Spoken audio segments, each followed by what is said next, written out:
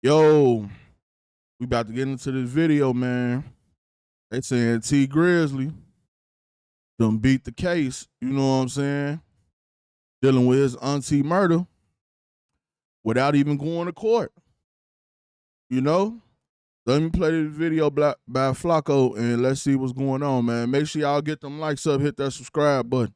We got a beyond shocking update in the trial of T Grizzley's auntie, Jobina Brown. This is an update that I don't think I was expecting. I don't think anybody who heard the details and the evidence of this case was expecting, but we have to talk about it. She managed T Grizzley, one of Detroit's most popular rappers, but earlier this week, Jobina Brown was shot and killed on the city's east side. Tonight, we're hearing from a local radio show host who worked with Brown. 7 Action News reporter Anu Prakash joins us live from the scene to tell us how Brown is being remembered and what police are saying. Anu. Well, Glenda, Detroit police tell me that homicide investigators are still working on this case, still trying to figure out what led up to the shooting here on 3 Mile Road just off of Mac. Now, we know the imbecile that's responsible for Jobina Brown's death is Wu 600, close friend, associate. Now, from what I'm hearing, Wu he was either there and he didn't do it, but I'm seeing more people starting to say that he didn't do it, but somehow he still ended up with the gun and somehow he still ended up with the car. But they saying Wu-Tang is not the one that killed him. I just want to put that out there. Same gang as T Grizzley's close friend Buka 600. I'll spare you the details. Go to my T Grizzley playlist if you want to hear the full story from day one. This is just the update, okay? So a lot of us thought this dude was cooked. We thought he was done for because he was found in Chicago driving around the getaway vehicle in this murder, as well as being in possession with the firearm in the murder. Sir, like the evidence is so impeccable. I'm asking, why is a trial needed? They found him in possession of the getaway vehicle, the murder weapon, and they pinged his cell phone in the vicinity of the murder for 2 hours. He was sitting on the location. Come on, bruh. Throw away the keys. But apparently, that's not what's going to be happening, at least for now. After all this evidence, after all my it's over, he's done videos, this man went to court in front of a jury of his peers, and a hung jury came back. They could not make up a decision. Okay, so it was a hung jury. He got caught with the car, he got caught with the gun, but the jury still don't know if he did it or not.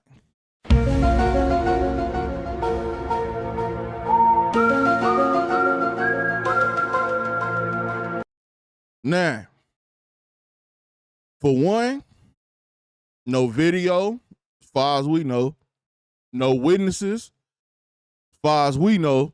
So the jury like, okay, he had the gun, he had the car, but where's the concrete proof that he murdered T Grizzley auntie? We don't have that. And since we don't have that, until we get that, you gotta have saying guilty, you gotta have saying not guilty. Bring in more proof. That's what they saying. You know, so it's crazy. So now, when you think about it like that, this could go a lot of different ways. Maybe, you know what I'm saying, he was there, but he wasn't the shooter. Hell, only thing that put him there is the cell phone data. Maybe he wasn't there. Maybe he wasn't in Detroit at all. I don't know. Who knows? You never know. But that means somebody connected to him. But if he don't say nothing, more than likely, you know, he got a chance of beating the case. Because even though it's a hung jury, he still got to go to court again because they're going to retry it. Now, this is the thing. Once they retry it, if they don't retry him for the murder of T Grizzley auntie, if they reduce his charges down to just having a gun and a stolen car, hey, you know, it is what it is. They could not find him guilty. It was a mistrial. The hung jury was returned back on the 31st. I knew about this for about 2 days, but I was kind of waiting, right, to see who reported on it. Because there's a couple of dudes who claim they've been in the courtroom on YouTube, but somehow none of them reported on this. They're going to wait for Flacco to report on it, and then they're going to make a video. But coincidentally, they're going to make a video about my update that they didn't have before I made the update, even though they supposedly had people in the courtroom. But we're going to address those dudes a little later in this video. But the main question is, how did he beat this? His phone was pinged at the crime scene for 2 hours. He was found in possession of the murder weapon and the getaway vehicle, and his phone is being pinged leaving the city like minutes after the shooting and going back to Chicago, and his phone was also pinged coming to Detroit. How did he beat this? So first off, he tried to get the cell phone evidence thrown out. He claims the cell phone is in somebody else's name. It's not my phone. However, the number that belongs to that phone is a number that he is known to use. So he couldn't get it thrown out. It didn't get thrown out. The evidence actually stayed, which to me, I thought was going to be the deciding factor on this case. Now, one thing that I brought up was what they never said either. Who rented the car? They never said who rented the car. If you go get the name of the person that rented the car, that'll probably put you closer than just focusing on Wu-Tang, because we know the car was actually rented and then reported stolen by the rental company. It wasn't like the car was stolen from an individual by another individual. So somebody, you know what I'm saying, rented that car, and then the rental car company reported it stolen because it never got back to them. So due to that fact, who rented the car? Now, like I said, when he get retried, they probably take the murder off the table and just charge him with the gun and the car, because at the end of the day, they're going to want to hold him on something in case they need him again. Now, if they put the murder back on there and he get hung in, man, he got a chance of just beating the case. And he in the clear. And then that'll put them back at square one, and then T Grizzly going to be in the clear too. It is what it is. The cell phone. If the cell phone gets admissible, right? If it's admissible, then he's cooked because you were at the crime scene. But if it's not admissible, then he's going to walk. The cell phone was admissible, but it was still a hung jury. Here's how I don't want to say beat it, because trial is resuming. Well, the pre-trial hearing is resuming August 15th. The judge told this dude that he'll be able to attend the pre-trial and the trial via Zoom. That's already a bad sign. The judge ain't taking this case seriously at all. But here's how exactly he beat it. Not beat it, but the hung jury. You know what I mean, right? Anything other than guilty in my eyes is a beat it for now. So his lawyer brought his brother to testify, and they brought medical records. So he got shot August 6th. Wu-Tang. He got shot August 6th, and he was in the hospital until August 15th. When he left the hospital, we don't know what his condition is. But his brother testified that when he left the hospital August 15th, that he could barely walk. That he was in horrible shape. That when he left the hospital August 15th, he was disabled. Now, we know the brother came to that court adding cake on it, bruh.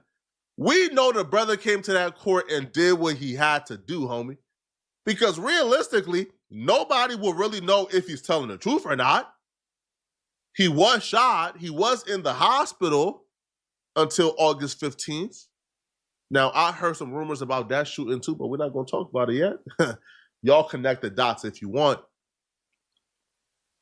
Nobody would know this. This is like as concrete as an alibi it could get. Because once you leave the hospital and you're in your family home, well, they can lie about your condition as much as they want.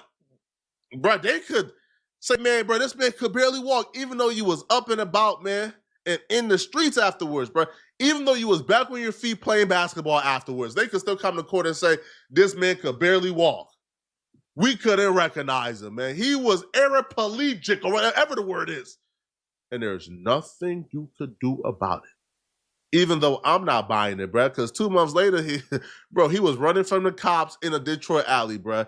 You was not that hurt, cut it out.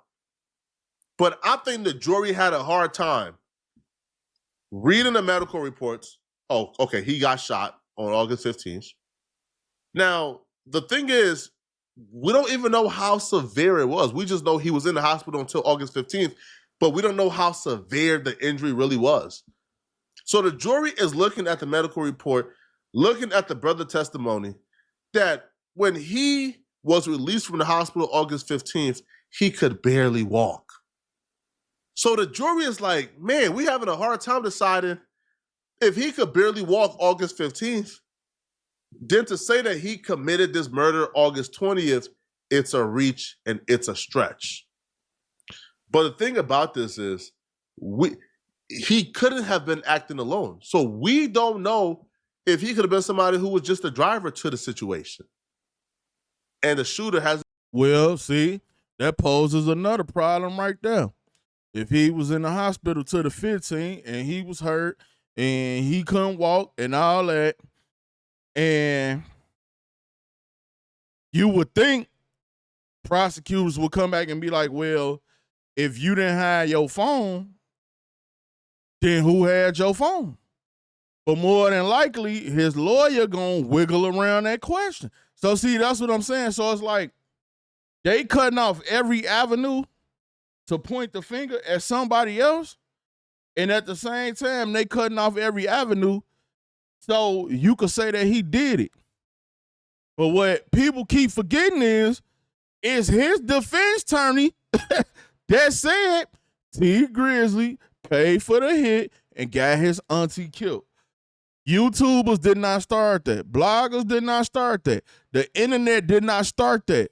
His defense attorney said that in the courtroom is what he told them people. Now, I'm looking at the prosecutors like, they didn't come back and challenge that. Well, how do you know that?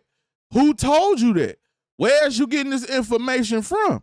They ain't saying all that.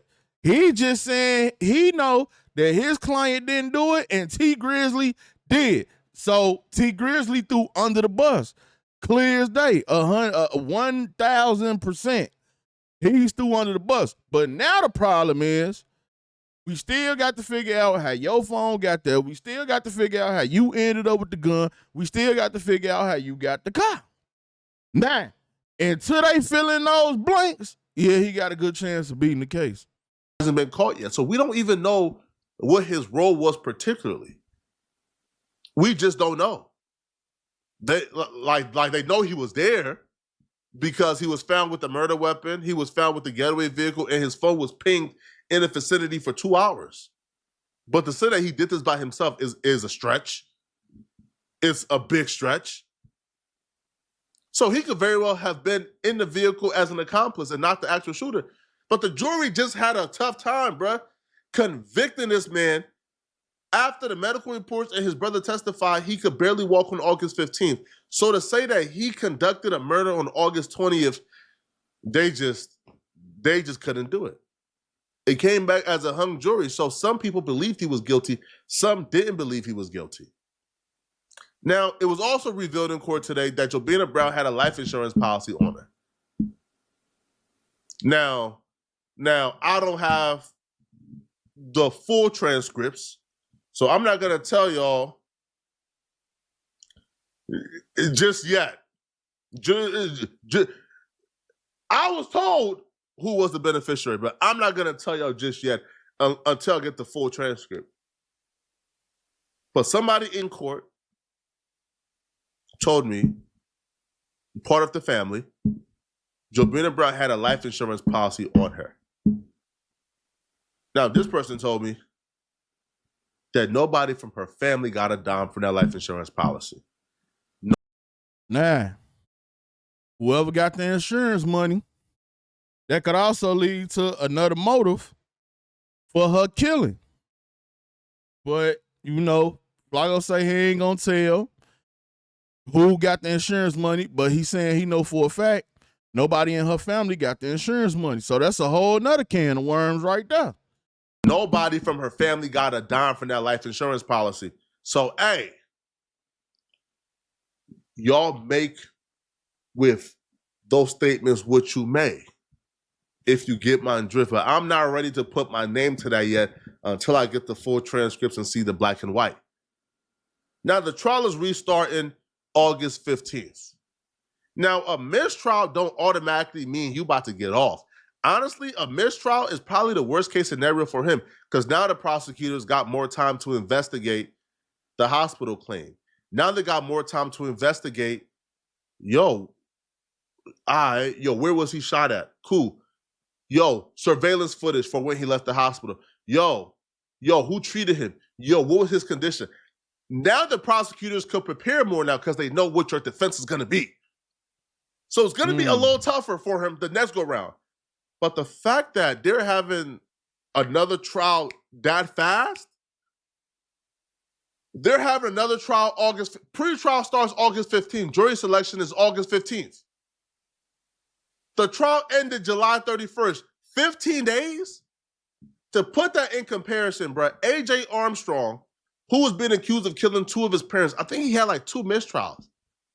And each trial was like a year or 2 apart. Y.W. Melly, he had a mistrial. It's going on 2 years. Y.W. Melly is not back on trial. Yeah, I ain't gonna even lie. They should have been let Y.W. Melly out. He been sitting, I mean, if they weren't gonna convict him, I mean, man, by the time they convict him, he ain't gonna have to really do no time. By the time they convict him, it's gonna be time for him to get out. Look how long they been holding him. Ain't charged him with nothing. And then the worst part is, his lawyer and them probably try to make it seem like it's inhumane or something like that because they won't give him a bond either. Crazy. Oh, yeah. So to have another trial within 15 days? Oh, nah. Nah, bruh. All right, if you come on YouTube to get news, be careful because many of these people are making stuff up to get views. Now, Al Prophet, you know what I'm saying? With all due respect, people come on here, report, get their takes, get their side. Everybody's not making up stuff. We're reciting what we're hearing, what's the actual truth, what's the actual fact. Been a whole lot of times that you said stuff that wasn't true, that it wasn't a fact. But you claim to always have the truth. But I seen some of your videos and what you said in there wasn't true at all. So no matter who the YouTube is or who the blog is, you got channels that they whole videos is about fake stuff. But at the same time, you got channels like ours, we gonna report it to the T as we get it. And that's the type of information that we bring. That's the lane we in. We not in the lane of capping and just making up stuff for views and click because that don't even work no more. Like, that don't work no more. Like, them people that be doing it, they be wasting their time. And these days, people hate fake videos. So a lot of those fake videos, they don't even get views and stuff like that. People don't even like to watch them because they know everything they saying on there not true. So one guy that's making a lot of stories about the T. Grizzley case and keeps reiterating how he's talking to people in the court and he knows people that are part of the case, is giving some bad info. So he's said Jermaine Whedon, possibly known as 600 Wu-Tang, has made the statement that T. Grizzley paid him to do the hit. That's not true. A lot of people sent me that video saying, yo, this dude is sneak dissing you. I don't know who he is. I've never watched this content. I don't know who he is. And he claims he had people in the courtroom, which is all cap, bro. Cap. It's just not true, bro. Yo, there's a reason why I'm going to Detroit to actually do a full-on interview. Hold on, wait a minute. Hell no, Flaco. No, don't do that. No, don't do that. No. Hey, don't go to Detroit now. Hell no, Flaco. Calm down. Calm down.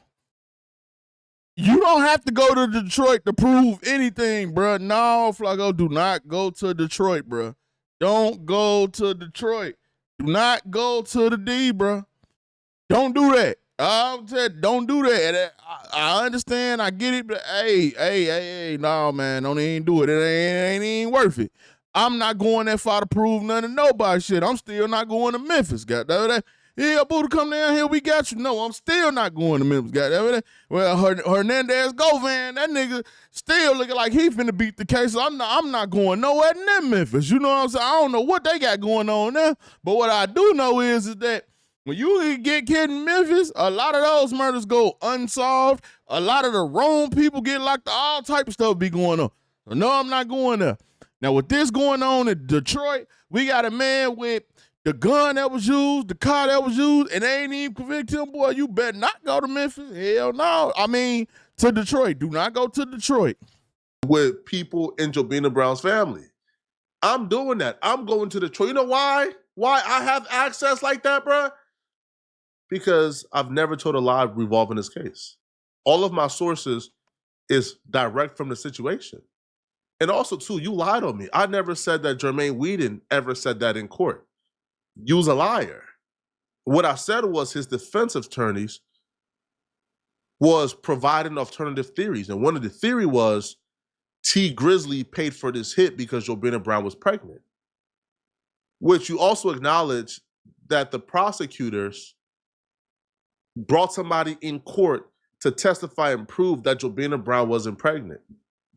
Why will the prosecutors bring somebody to court randomly to testify that Jobina Brown wasn't pregnant? Why would that be relevant? You see, these dudes are so filled with hate and they're getting bit by piece third-party information that they think that they can question. Bro, I'm the source. So why do the prosecutors bring somebody to court to testify that Jobina Brown wasn't pregnant? Why would that piece of information be relevant? That's because the defense brought that up, obviously.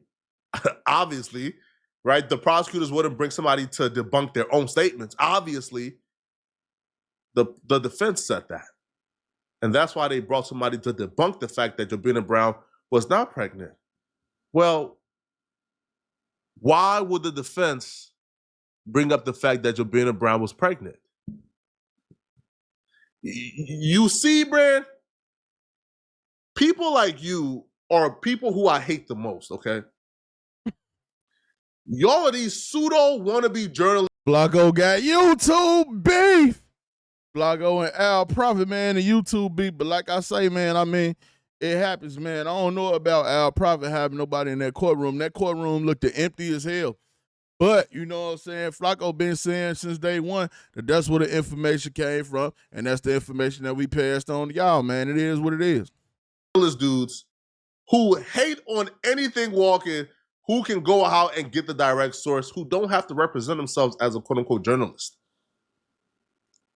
Your third-party information didn't tell you why the defense brought up in court that Jobina Brown was pregnant. That's a random piece of information. Why would they just bring that up? They brought that up as a motive that T. Grizzley paid for the hit. And the prosecutors brought somebody there to debunk that. Huh?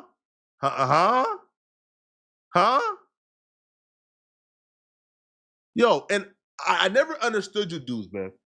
And there's a reason why I waited 2 days to even make this video about the hung jury. Because I wanted to see Mr. I got sources in the courtroom. I wanted to see you report about the mistrial, about the hung jury. I waited 2 days. And there's a reason why your next video on this situation is gonna be a review of my information in this video. You're gonna pop out probably tomorrow or tonight if you're shameless enough. Hey, my sources say it was a hung jury. Wait, pause, you mean Poetic Flacco?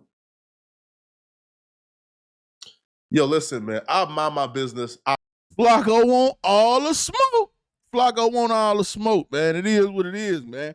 Al Prophet, stay in your lane, man. We ain't going for none of that. If we say we got people in the courtroom, we got people in the courtroom. If we say, you know what I said, we the source, we the source. Al Prophet, you got to stop hating, man. You be like one of them older YouTubers, man. You just want to come over here and just hate, man. We don't do all that over here, man. What you hating for? And you lied about a lot anyway. I seen your videos. You lied about a lot. So don't come over here hating, man. Mind your business, man. Hey, this ain't got nothing to do with you. You know what I'm saying? I don't bother none of y'all. I make my videos. I'm never, ever gonna react or report on something that you do because I don't care. And right, like I don't care to address you. But for some reason, you older cats are bitter and y'all are haters, and I don't understand why. Minding my business. Nothing I said was false. Nothing I said was untrue. Everything I said came directly from the family and is gonna be proven. Hey, man. Where was your sources, bro? It's been 2 days. Where's your hung jury video at? Al Prophet ain't got no sources. Niggas a liar. Cornball. Hey, you know what I'm saying? Yeah, he ain't got no sources. We know who the source is. He ain't got none. Y'all let me know in the comment section, what do you guys think about this, man? Do y'all believe? Yeah, man. Make sure y'all check out the playlist, man. I'm going to keep y'all updated on what's going on with this case, man. It's your boy Buddha. I'm out.